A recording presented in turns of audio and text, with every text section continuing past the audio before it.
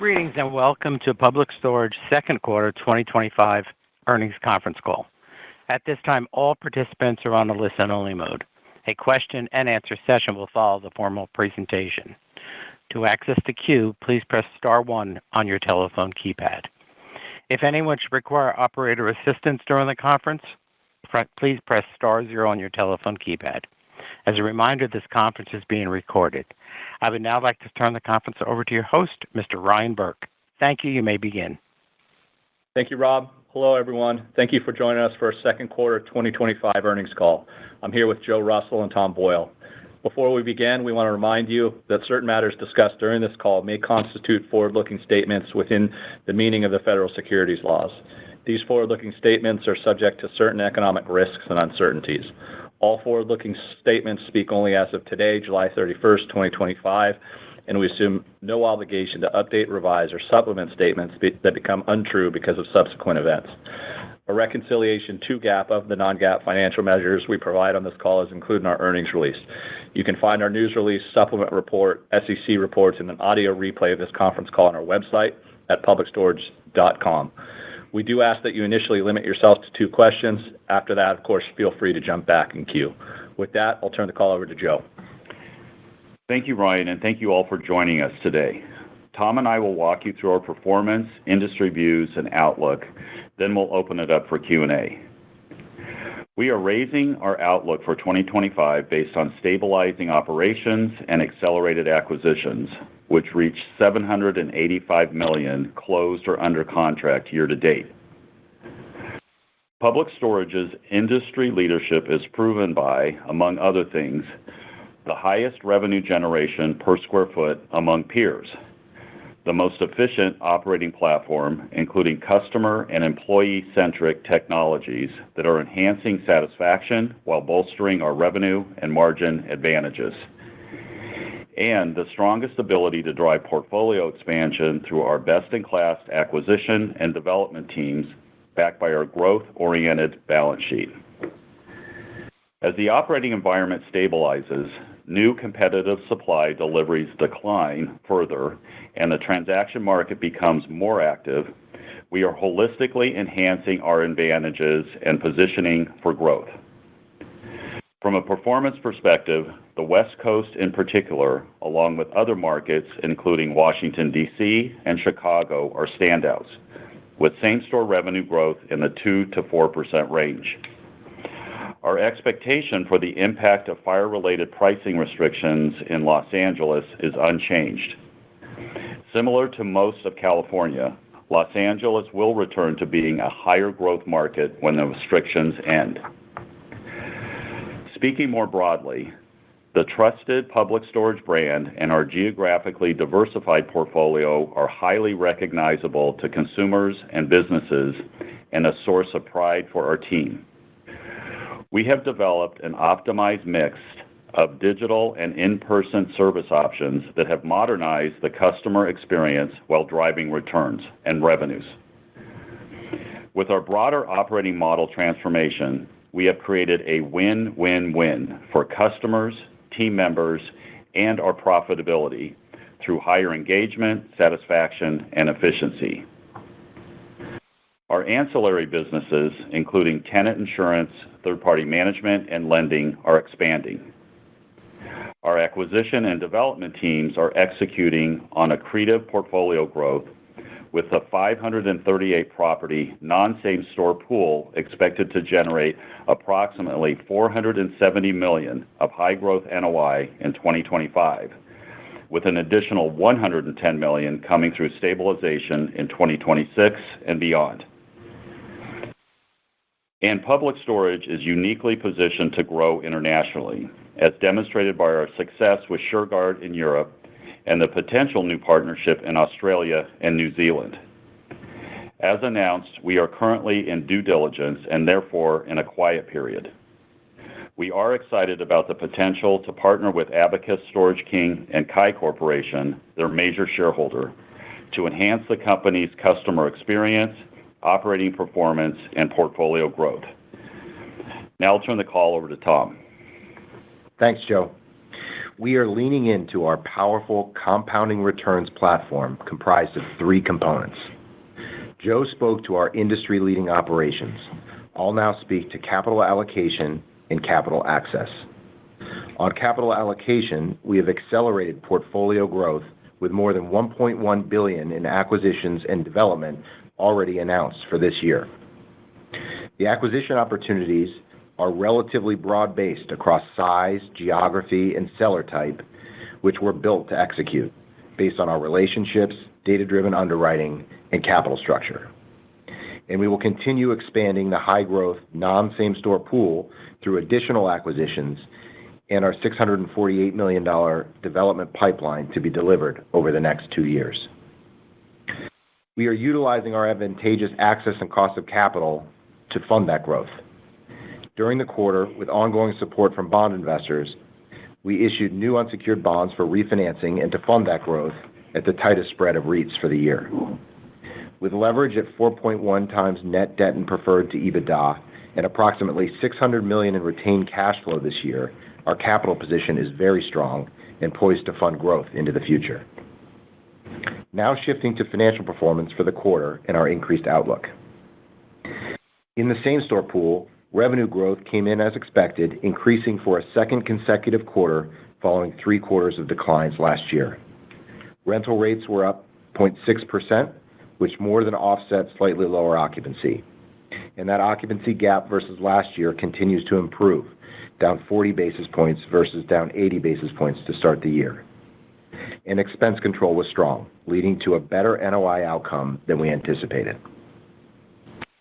Strong non-same-store and ancillary NOI growth drove core FFO higher by 1.2% in the quarter. FFO growth accelerated 240 basis points from the level achieved during the second quarter of last year. In light of that performance, we lifted the low end of our 2025 core FFO guidance range from $16.35 to $16.45 per share, driven by an improved outlook for self-storage and ancillary NOI. All in, Public Storage is very well positioned to drive performance from our compounding returns platform comprised of leading operations, strong capital allocation, and advantageous capital access. With that, Rob, let's open it up for questions.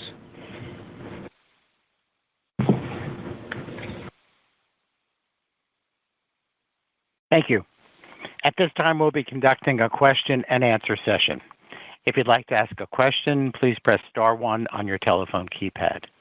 A confirmation tone will indicate your line is in the question queue. You may press star 2 if you'd like to remove your question from the queue. As a reminder, we ask that you please limit to 2 questions and re-queue if necessary. For participants using speaker equipment, it may be necessary to pick up your handset before pressing the star keys. One moment, please, while we poll for questions. Our first question comes from Michael Griffin with Evercore. Please proceed with your question.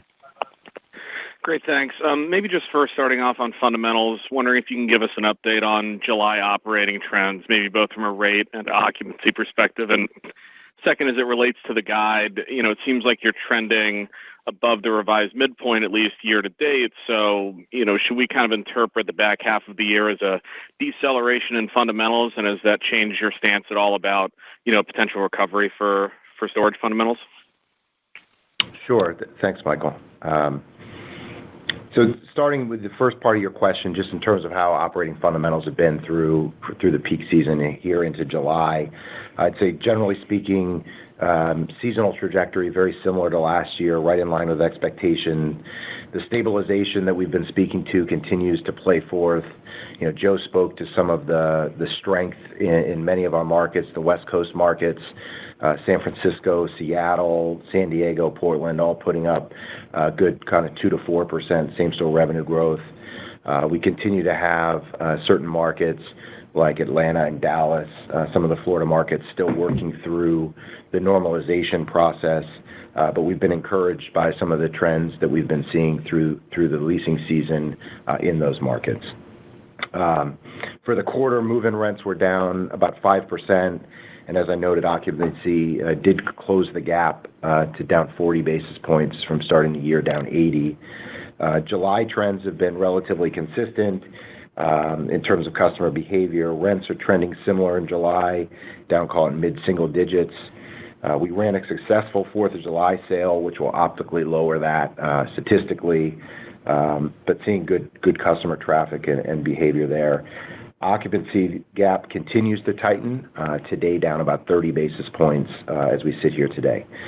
The second part of your question related to guidance and kind of performance year to date. And as you highlighted, we're seeing performance pretty similar to what we've been expecting year to date. Trends are a little bit above the midpoint on year to date performance in revenue, which is encouraging, and I think that's specifically what you're getting at. I think the second half deceleration that's implied by that guidance, I would point you to the discussion we've been having, and Joe highlighted around Los Angeles. And the Los Angeles impact from the fire-related emergencies will be more felt in the second half, as we've consistently highlighted, and is the contributor to that deceleration in the second half. That said, LA continues to be a fantastic storage market and one that we have a lot of confidence in over the medium to longer term, and will rebound nicely when those fire emergencies expire. Tom, that's certainly some helpful color. Maybe switching next to kind of the acquisition pipelines and your color on deals closed year to date. Looks like you did about $160 million in the second quarter with, a healthy pipeline, call it around $40 million under contract. Outside of that, can you give us a sense of how the transaction market has been? What kind of buyers and sellers are out there? Could we see incremental acquisitions on top of that $480 million set to close? And then it looks like you've targeted a number of Sunbelt markets with your acquisitions so far this year. Obviously, those have kind of felt more the brunt of the supply headwinds. So curious if kind of the acquisition strategy is more getting ahead of a recovery in those markets, or it's more sub-market specific. Thank you. Okay, yeah, Michael, this is Joe. I'll take that, and Tom's welcome to join in as well. First of all, just talking about the overall transaction market through year-to-date tracking that we have seen nationally, it's up year over year, anywhere from, say, 10 to 15%. We'll see how that plays out full year. Typically, second half of year transactions are more robust than first half of year, but to be determined. But we have seen, again, the amount of product coming into the market and the willingness of owners to transact into levels of value that we have seen appropriate actually increase. So that's been encouraging. It's certainly been part and parcel to the amount of volume that we've done year to date that we've spoken to.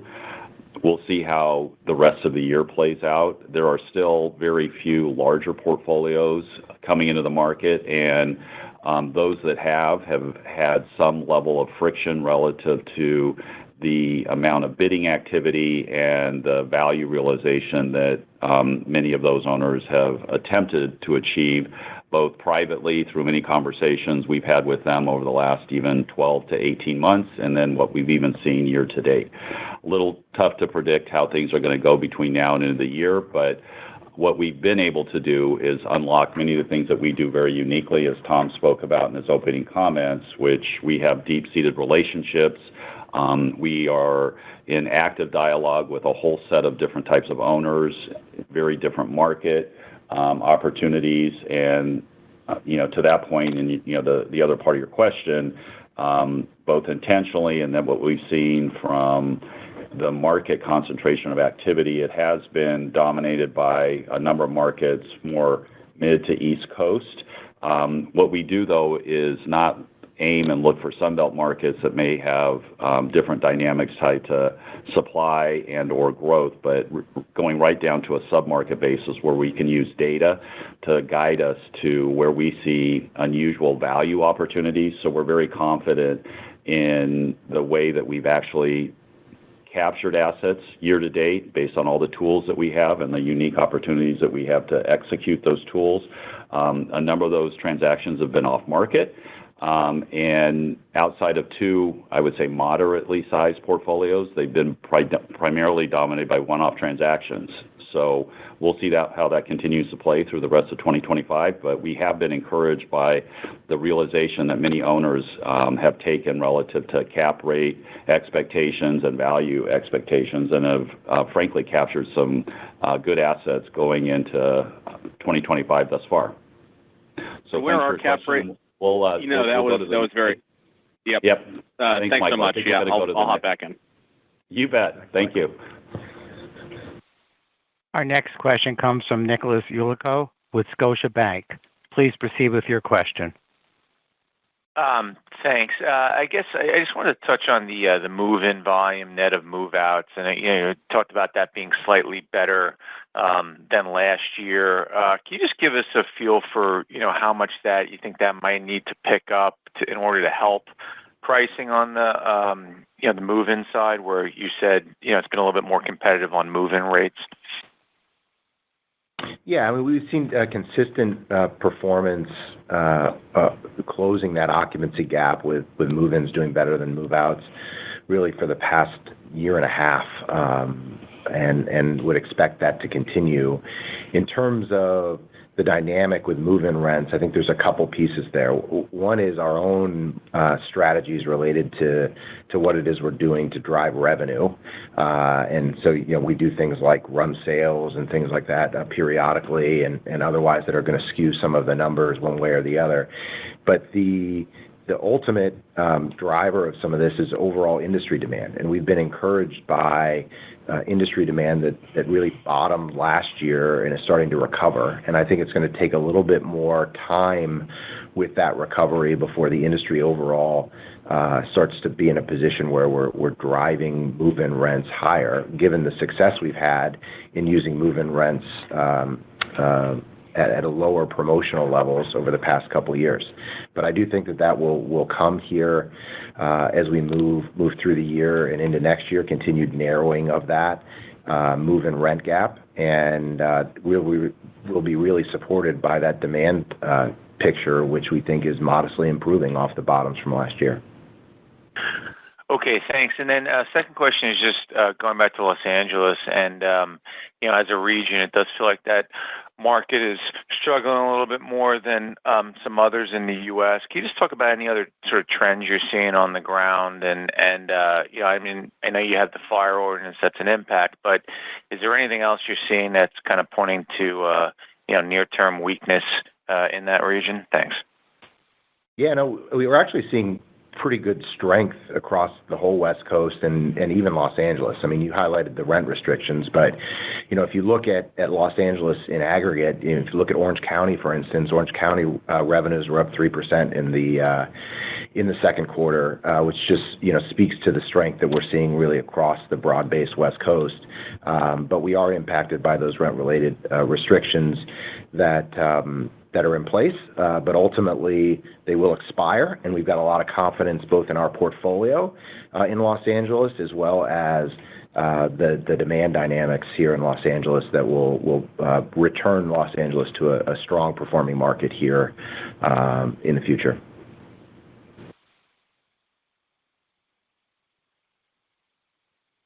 Our next question comes from Ronald Kamdem with Morgan Stanley. Please proceed with your question.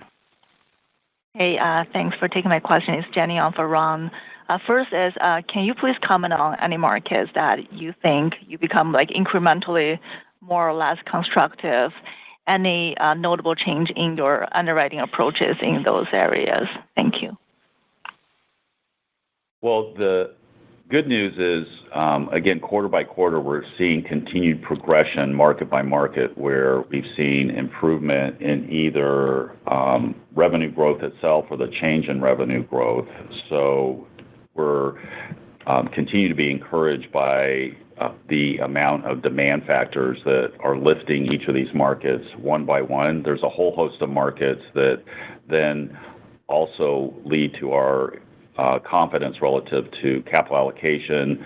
But that, as I mentioned, in a prior question really goes right down to a sub-market by sub-market basis where we're looking for ideal opportunities to invest into assets that are going to have the opportunity for us to put our own brand, our own operational techniques and platform to improve performance as well. And we've been very encouraged by a whole host of markets that give us that set of opportunities. So the landscape for continued investment is quite good relative to the things that we have uniquely to drive and understand not only current conditions, but changing and improving conditions market by market. That's super helpful. Second is regarding operations. Maybe talk a little bit more about if there's more room to automate or centralize operations, like what could be the expected margin expansions like from those initiatives. Thanks. Another very vibrant and robust part of the business that we uniquely are investing in and capturing all types of different levels of either A, optimization, B, cost savings, and then C, from an employee standpoint, opportunities for different levels of specialization as we allocate, for instance, labor into properties where we can use analytics to determine the best place and location for our own employees to match customer demand. Many of the things that we've been doing from a cost efficiency standpoint around our investment into solar, for instance, to again optimize costs tied to utilities, and then from a scale and concentration standpoint, the leverage that we continue to extract relative to again the optimization and the way that we're running our properties day to day. So very encouraged by the amount of progression. It's not over yet. We're seeing the ability to lift optimization that also ties to both revenue and expense control, while also preserving, if not enhancing, both customer and employee satisfaction. So the entire opportunity that we see there continues to grow, and we're very confident we've got more to do. Perfect. Thanks so much. Thank you. Our next question comes from Jeff Spector with Bank of America. Please proceed with your question. Great. Thank you. First question, on the same-store revenue growth guidance, it's still fairly wide, minus 1.3 to 0.8%. Can you talk about the various scenarios or key drivers, bottom end versus top end? Thank you. Yeah, sure, Jeff. I'd point you to the same guideposts, frankly, that I did earlier in the year. The year has played out largely in line with our expectations, and so would point you to guideposts of higher occupancy from here to the end of the year in the high end case, with move-in rents probably narrowing to say down 3% on average, so some improvement there on move-in rents. The low end case being modest drops in occupancy from here, as well as move-in rents declining through the second half. So, while the probability of those high and low end cases may have come down a little bit, we felt like they were still the right guideposts for investors to be able to gauge performance. Okay, thank you. And then my second question is on street rates. Just curious, into July, how are operators using street rates to manage occupancy versus demand? I guess if you could talk about just the current environment, discounting, promotional activity. Thank you. Yeah, pretty consistent. I wouldn't point you to anything meaningfully changed here in July. Okay, great. Thank you. Thanks. Our next question comes from Eric Luebchow with Wells Fargo. Please proceed with your question. Great. Appreciate it. I guess as you look at the back half of the year, I guess what type of seasonality are you really expecting into the slower months? The last couple of years, it's been pretty competitive on move-in rate across the industry into the slower months. And are you optimistic that we won't see the same level of price competition to try to maintain occupancy? Any thoughts there would be helpful. Yeah, I think our expectation coming into this year is we'd see pretty similar seasonal trends this year as we did last year.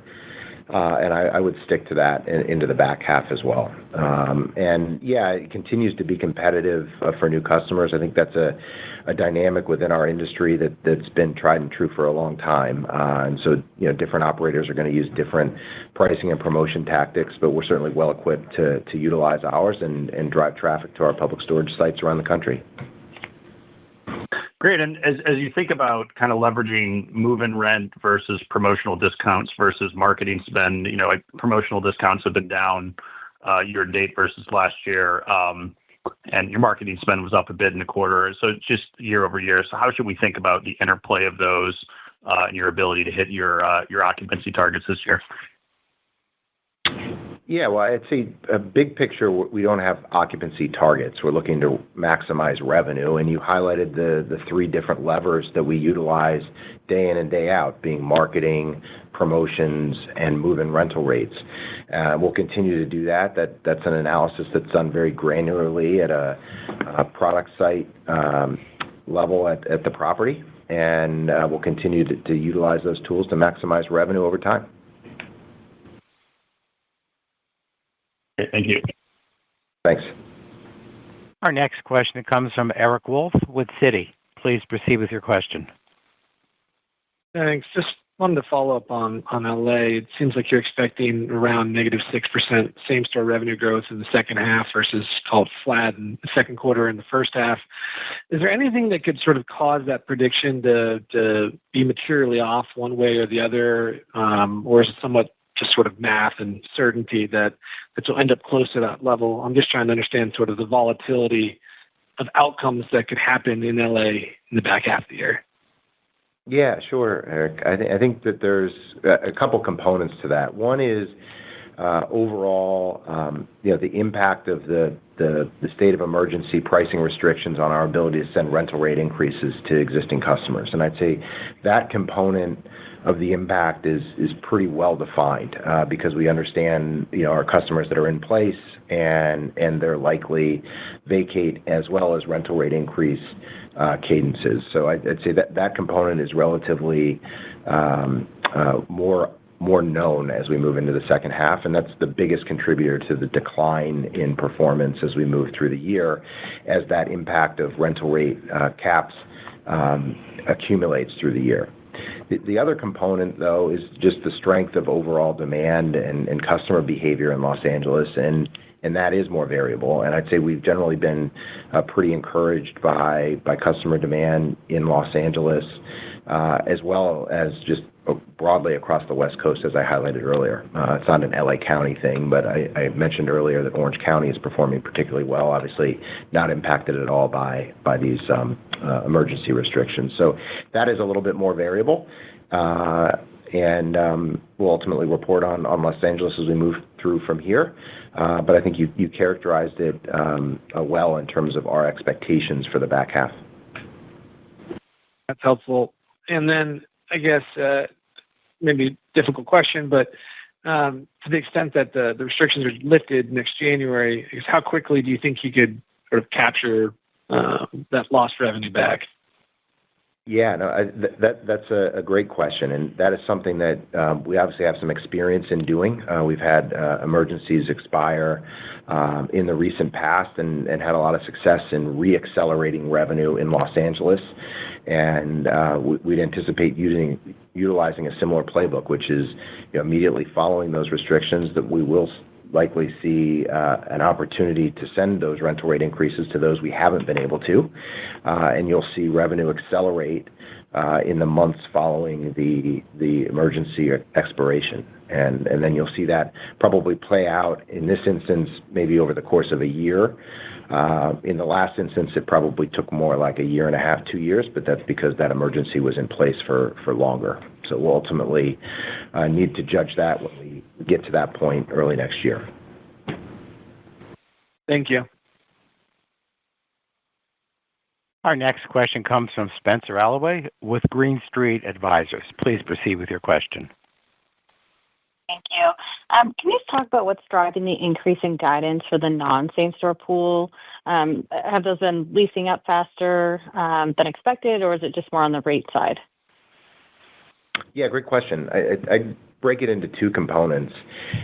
One is a strong performance from the non-same store pools that are in lease-up, in particular the development and expansion properties had a very good start to the year, leasing up ahead of our expectation, which I think just further reinforces the environment for new customers is stabilizing and modestly improving from here. So that's a encouraging statistic that those lease-up properties are ahead of expectations.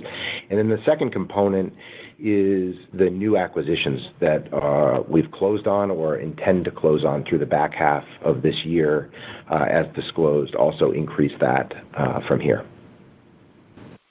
That's great. And maybe the last piece, Spencer, just to highlight, is we did also increase the outlook for the amount of NOI to be achieved in 26 and beyond from that pool, and Joe highlighted that in his prepared remarks, from $80 million to $110 million.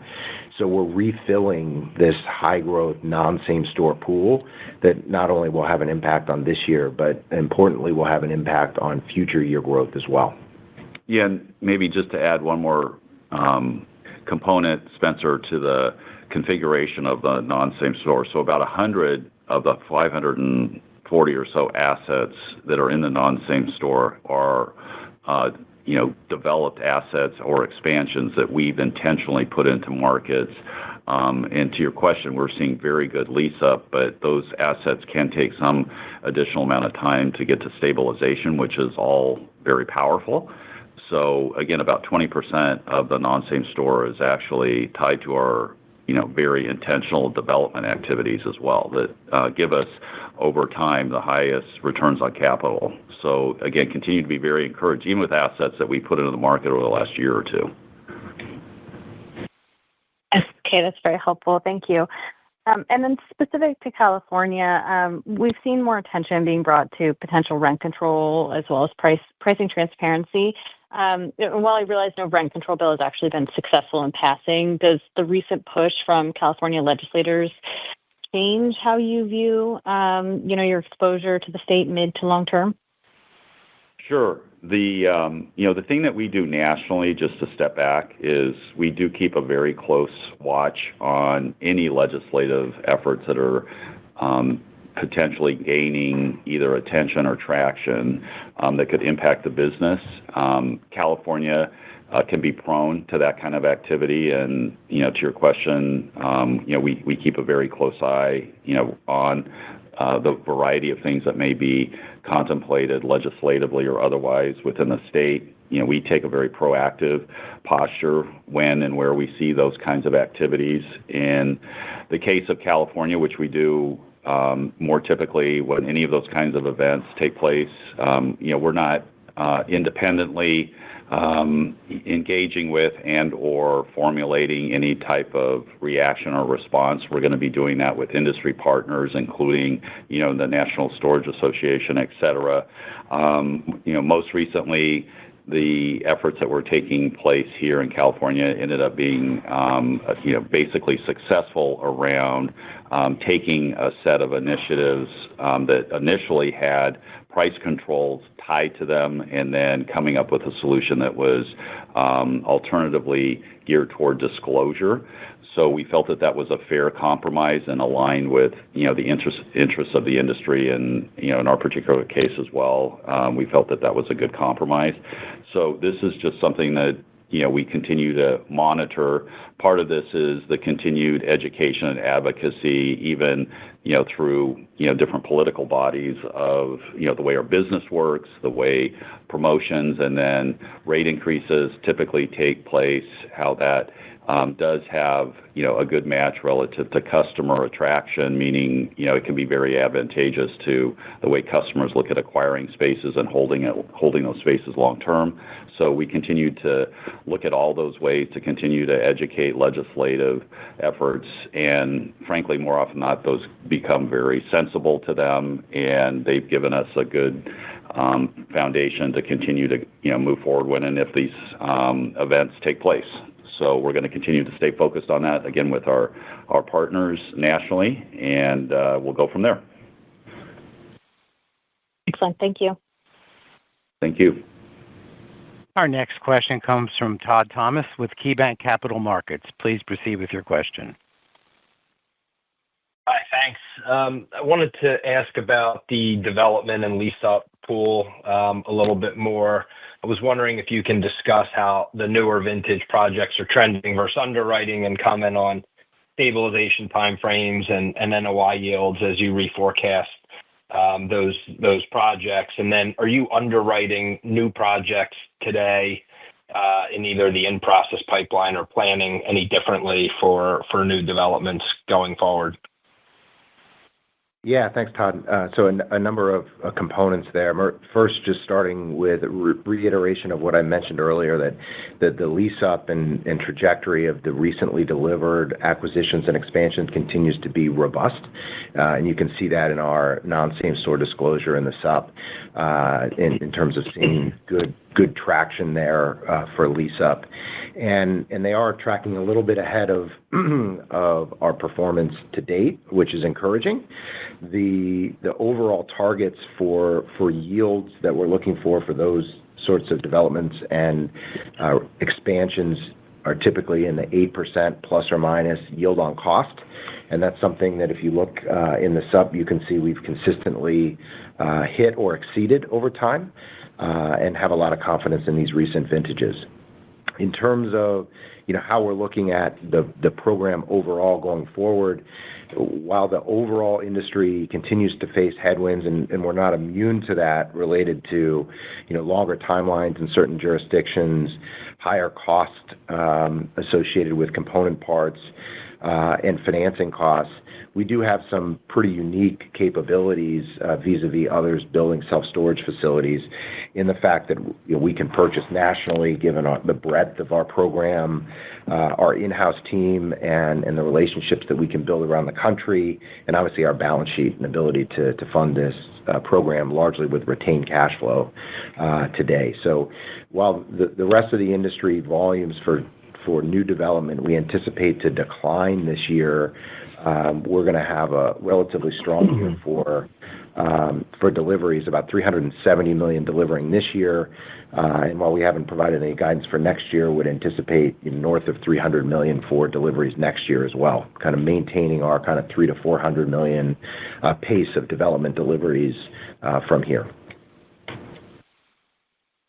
Okay, that's helpful. And then I wanted to go back to some of the discussions around markets and that performance gap between various markets on the West Coast and Chicago and a few others that you mentioned relative to some Belt markets that are still normalizing, like Atlanta, Dallas, and some of the Florida markets.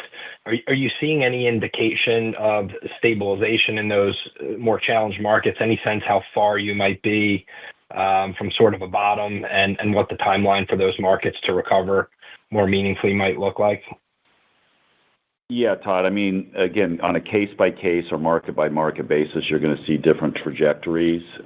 You mentioned Atlanta, for instance. Atlanta's in probably one of the toughest spots at the moment, a fair amount of supply, and again, not the amount of demand coming through as quickly, to again, either shore up or stabilize that supply. We have been alternatively encouraged by the turning set of events, for instance, in Florida. Florida was a high flyer through the pandemic, if in fact the highest flyer. It had the commensurate impact from, again, those trends reversing. But again, on a market-by-market basis, through Florida, we're actually seeing, a good set of performance factors, good stabilization, and now in a number of markets within Florida, we're seeing not only revenue growth but the change in revenue growth trend favorably.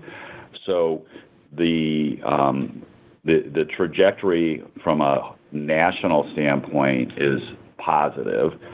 There are 3, 4, or 5 markets that we're keeping a very close eye on. I mentioned Atlanta, Dallas, Phoenix, Charlotte, for instance. Those are ones that we're keeping a particularly close eye on as we speak. But we have been pleased by the turnaround that we've been seeing now quarter to quarter, frankly, for the last 18 months or so. And we don't see that changing. Okay. All right. Thank you. Thank you. Our next question comes from Michael Goldsmith with UBS. Please proceed with your question. Good morning. Thanks for taking my questions.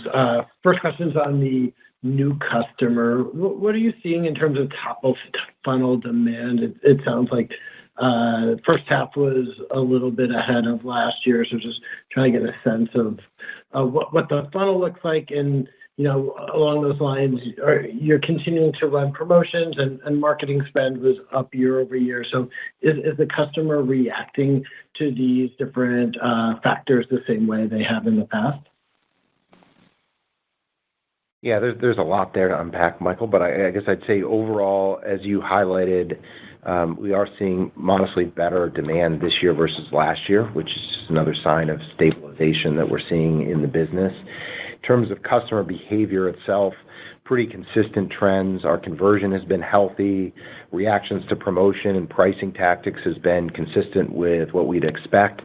So our revenue management and marketing tools are working well, and we're utilizing those to seek to optimize revenue from new as well as existing customers. I know you didn't ask about existing customers, but I might as well highlight that. That's where I was going next, Tom. Good. All right. Well, we're doing it together.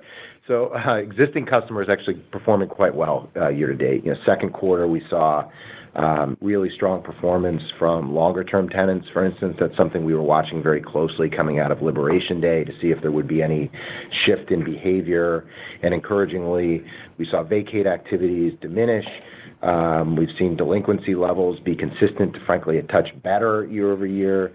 And as well as accepting of rental rate increases. So as we think about the customer base overall, continues to be a bright spot for us as we sit here today.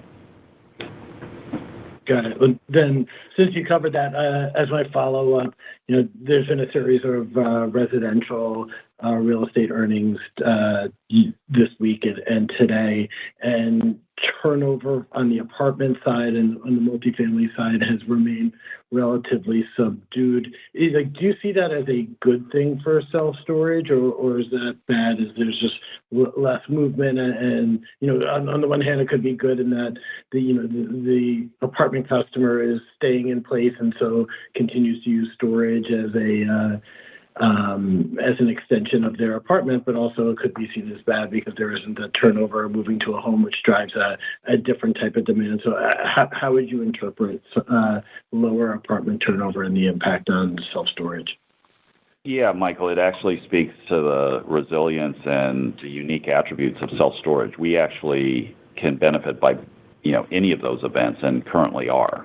So on one end of the spectrum, apartment users that may be stickier, may not be moving as often, that could be tied to affordability or having less options to expand or take an additional size living space, plays very well to the inherent demand factors of our business. And then to your other point, if there's some amount of dislocation because of movement itself, that's always a driver to our business.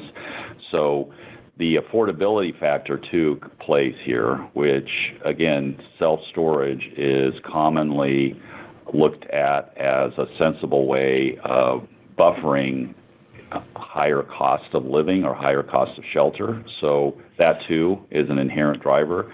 As we've spoken to for some time, we have a high percentage of renters in our portfolio, and they're great customers. All those factors lead to very similar lengths of stay. I wouldn't say in any way we have an overarching concern about the type of customer because, in fact, they may be a renter. In fact, most renters end up being very good customers, particularly after they stay for some period of time. So all those factors are good inherent drivers to our business.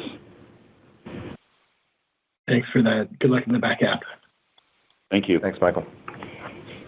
Our next question comes from Ravi Vaidya with Mizuho. Please proceed with your question. Hi there. Thanks for taking my question. I wanted to follow up on the ECRI program. Maybe can you quantify the average rate increase and maybe how that's changed from last quarter and last year in terms of frequency and amount? Thanks, Robbie. We don't typically quantify frequencies or specific magnitudes, but we do disclose information that allows folks to get to the contribution from existing customer rent increases. And as I highlighted on our February call when we came out with our outlook, I'm anticipating contribution from existing customer rent increases across the country to largely be pretty similar to last year. But given the rent restrictions in Los Angeles, which will drive less contribution year over year, overall modestly lower contribution from the full national pool. We continue to see customer price sensitivity that's very much in line with our expectations and predictable behavior and reaction to our tactics on the ground. And a stable number of customers that are requesting some sort of concession after they receive an increase. So I'd say overall, very consistent trends and right on plan. Got it. That's helpful. Just one more here. Can you maybe discuss the impacts of the Big Beautiful Bill? Does this further encourage your development pipeline given the bonus depreciation provision, or do you forecast home sales to increase and subsequently self-storage demand given the SALT property tax adjustments? Maybe just walk us through how you're thinking about the recent legislation there. Yeah, sure. There's a couple components there that I'd highlight. You hit on some of them. I think the full impact of the bill will be felt across the macro, I think, over time. But I think specifically to Public Storage, there's two things I'd highlight. One of them relates to our solar program. So we've been very active in investing in solar for rooftop generation to offset our own utility usage. And that's something that we've had a robust pipeline on. And our pipeline is set to complete here over the next several years. And so we're fortunate that we started that program and really accelerated it over the last several years to take advantage of the incentives that were in place and that will no longer be in place going forward. So we feel good about that, and that will be a tailwind to our expense profile as we reduce our utility expense and our carbon footprint over the next several years. So that's a negative impact over the longer term, but won't impact us on the near term in our current pipeline. The second component relates to bonus depreciation, as you're highlighting, and bonus depreciation is something that we've taken advantage of consistently over the past decade or so. That bonus depreciation was starting to sunset, but with the new bill will come back. And so that's an opportunity for us to continue to retain incremental cash flow over time and reinvest it into our development business as well as acquisitions. And that reinvestment into the business helps drive our compounding return platform. And maybe just about the SALT provisions and home sales. Are you seeing anything from that with demand? No, we haven't seen anything from that yet. Obviously, we'll see the broader macro impacts as we go from here. Got it. Congrats on the quarter. Thanks, Robbie. Our next question comes from Juan Sanabria with BMO Capital Markets. Please proceed with your question. Hi, good morning. Just first on acquisitions, just curious on cap rates or yields going in for what's been done to date and kind of what's planned for the remainder of the year, as well as kind of a longer-term, more stabilized expectation for those investments. Yeah, thanks, Juan. I'd point you to pretty similar cap rates to what we've been seeing over the last 12 months or so. Generally, transactions are trading hands with kind of going in yields in the 5s, ultimately getting into the 6s. The portfolio activity and small individual assets that we've done year to date are right in line with that. But we did do some lease-up asset acquisitions as part of this component. But even with that, I'd characterize of the 785, the going in yield is probably 5.25 sort of zip code, ultimately stabilizing in the 6s. Thanks. And then just on the ancillary part, which has done better than expected, you call that tenant insurance. Just curious, what's changed there? Is there maybe more pricing power, or just curious on what's driven that outperformance on the ancillary, particularly tenant insurance? Yeah, we continue to see really strong adoption from the tenant insurance program itself. So overall coverage levels are trending higher and have been over the past couple of years. In addition to that, premiums have also moved higher, so kind of on both sides of the stabilized store base. And then obviously adding new properties into the non-same store portfolio will further increase the opportunity for the tenant insurance business along with our third-party management platform. So that business is really hitting on all cylinders in 2025. Thanks.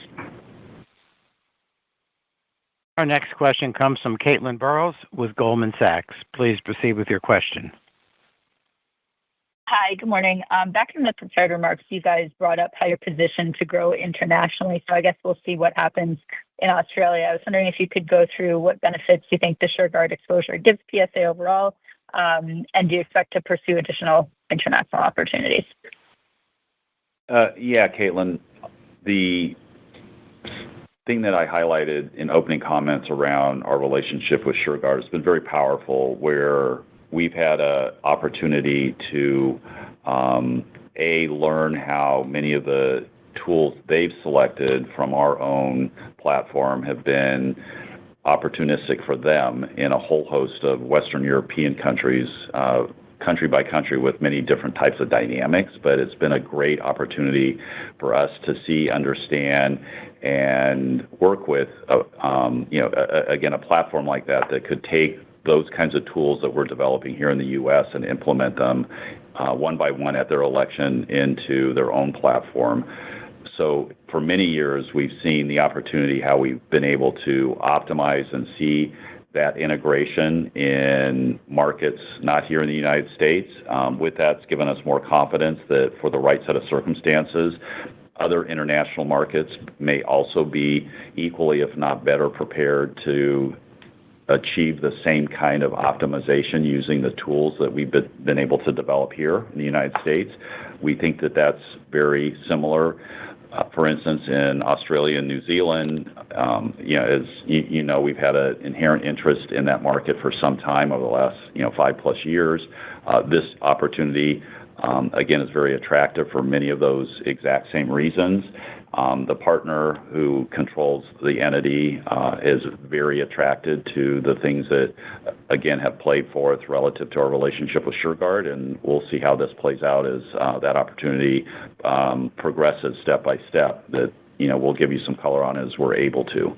But with that, to your question, it does give us not only the skill but the confidence and knowledge of how complicated, but how efficient some of these tools can become in different markets. It's not a static set of playbook opportunities, but it's one that if it's tailorable to a particular market, can be very powerful. So we'll see how that continues to play, not only in markets like New Zealand and Australia, but over time, potentially other markets as well. Got it. Thanks. And then I guess this bigger picture back to the U.S., you've talked about same-store stabilizing, that you think demand bottomed in 24 and should continue to improve. You also talked about that the storage industry should be able to outperform in a variety of economic environments. So I guess I was wondering if you could just give your current thoughts on what you think it takes to get like a stronger improvement and get on the same-store side, like positive growth, whether that's positive or like inflationary plus on the revenue or NOI. So like, is it the housing market? Is it less supply, or do we not really know at this point? Thanks.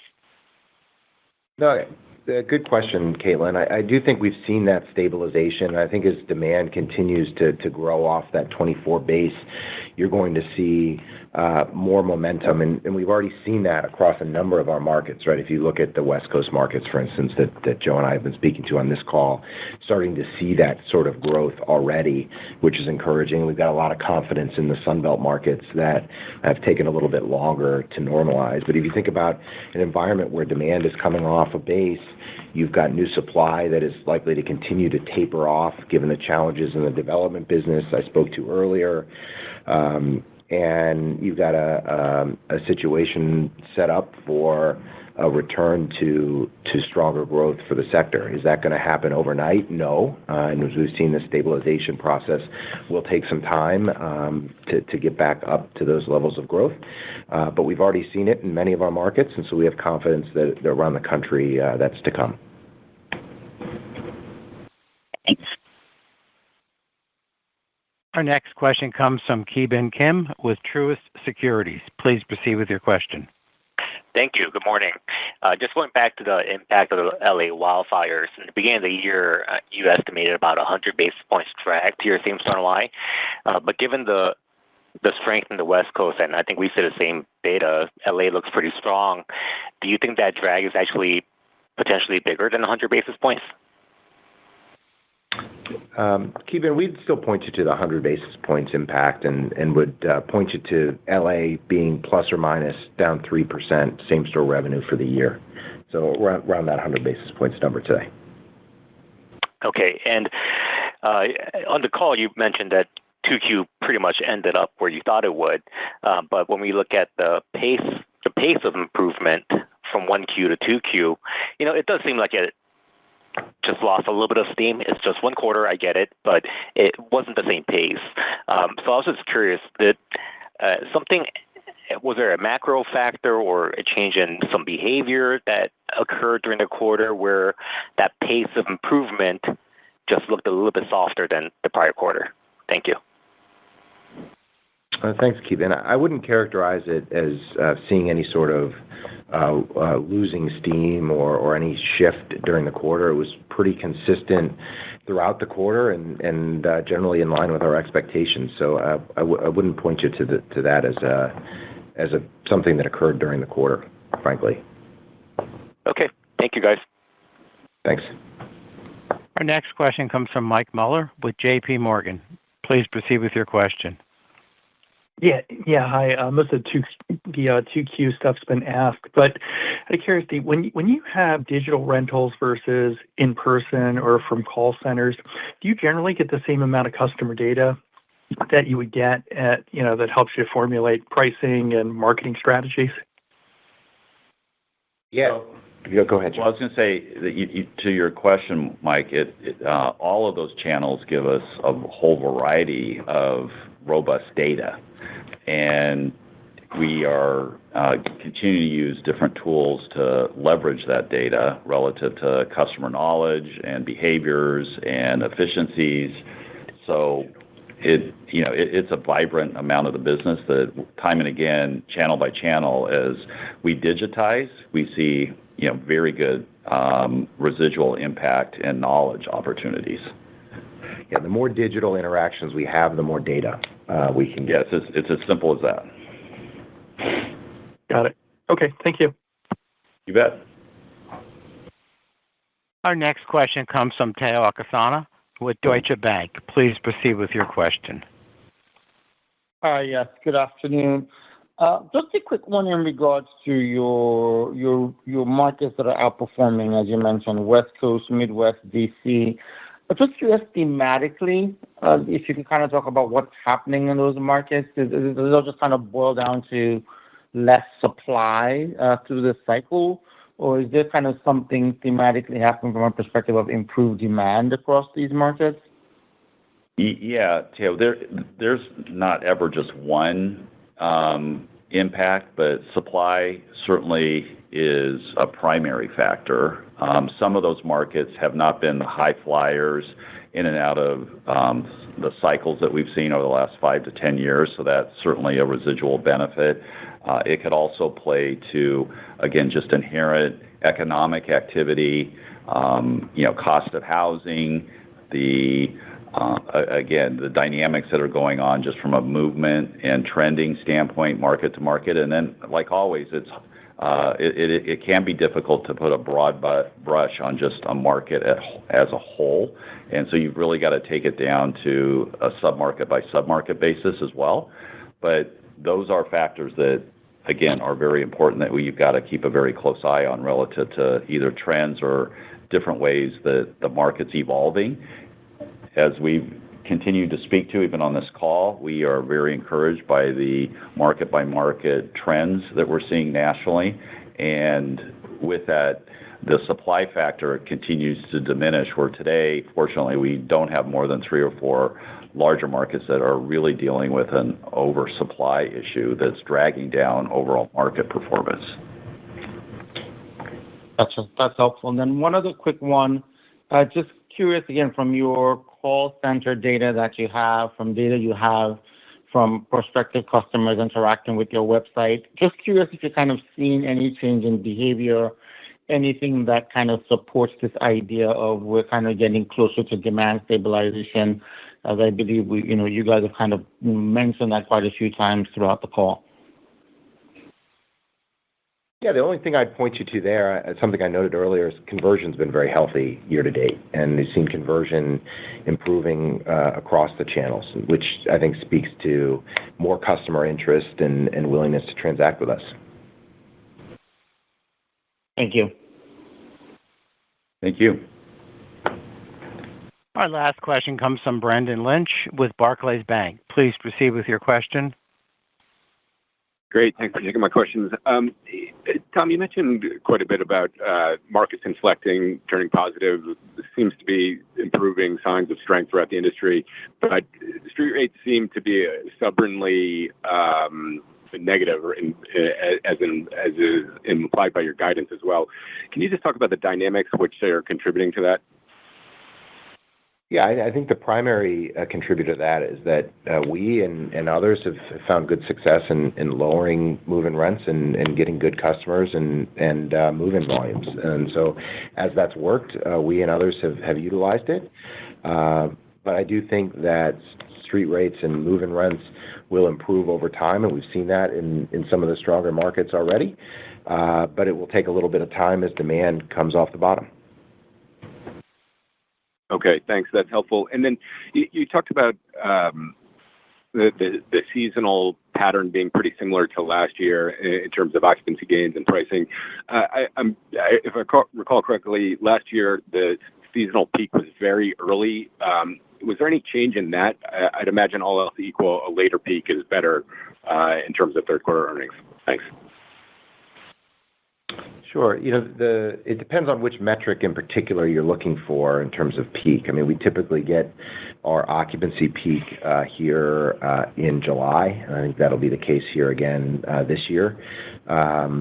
You typically see move-in demand peak at the end of May, early June, for instance. And so I think generally I'd say we're not seeing anything unusual or shifting from a seasonality standpoint this year, and that's frankly encouraging.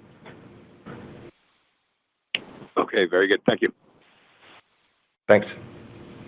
We have reached the end of the question and answer session. I'd now like to turn the call back over to Ryan Burke for closing comments. Thanks, Rob, and thanks to all of you for joining us. Have a good day. This concludes today's conference. You may disconnect your lines at this time, and we thank you for your participation.